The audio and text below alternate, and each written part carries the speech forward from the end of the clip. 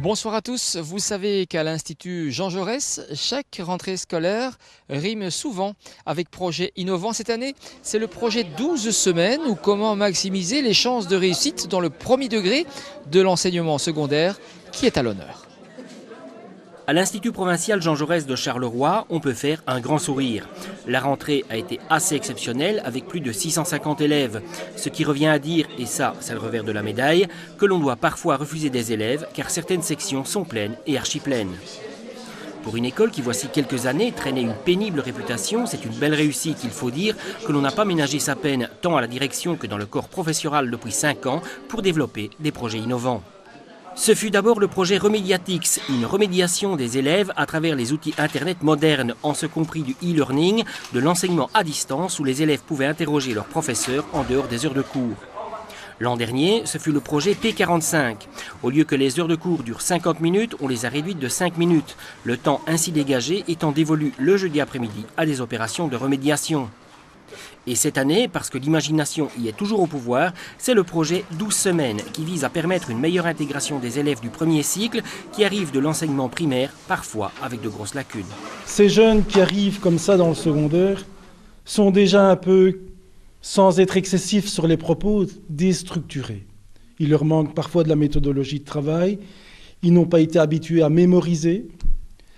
Ils viennent avec de nombreuses lacunes, que ce soit en maths, en français. Ils ont des difficultés à lire correctement, à comprendre. Et tout ça, en arrivant dans le secondaire, ça se multiplie par autant de profs. Il y a 14 ou 15 branches, donc 15 méthodologies, 15 façons de faire différentes, 15 rythmes différents, et toute une série de choses qui vont avec.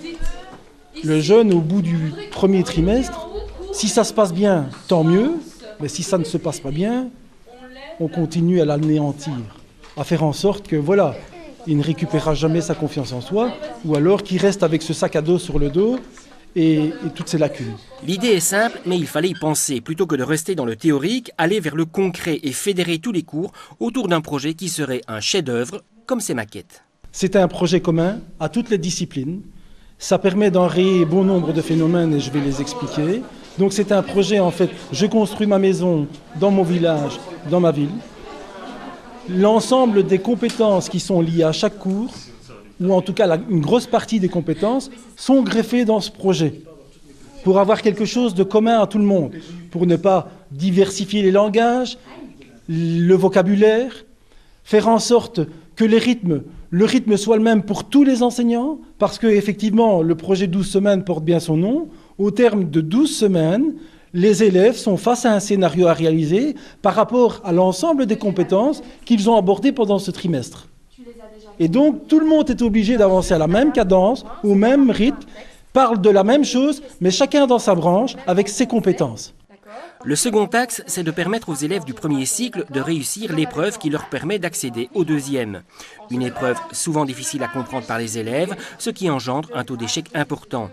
Ici, grâce aux différentes opérations, on voit une augmentation des résultats positifs. Si je prends comme paramètre le taux de réussite au CE1D, qui est très faible, on se pose beaucoup de questions. Je ne veux plus être confronté à ça.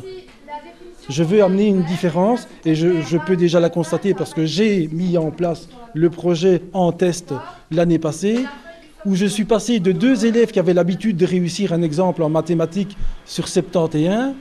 Aujourd'hui, il y en a 9 sur 50 qui ont réussi. Et plus globalement, les résultats ne cessent de s'améliorer au fil des années. Il y a entre 17 et 25% en plus de réussite. Donc, je pense que ce qui est mis en place promet.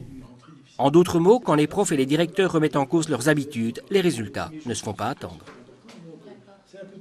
Addenda, c'est le pluriel d'addendum, mais c'est également le titre de l'exposition que nous visiterons ensemble la semaine prochaine dans Dialogueno.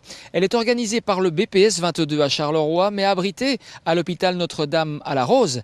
Allez, on s'y retrouve là-bas la semaine prochaine. À très bientôt.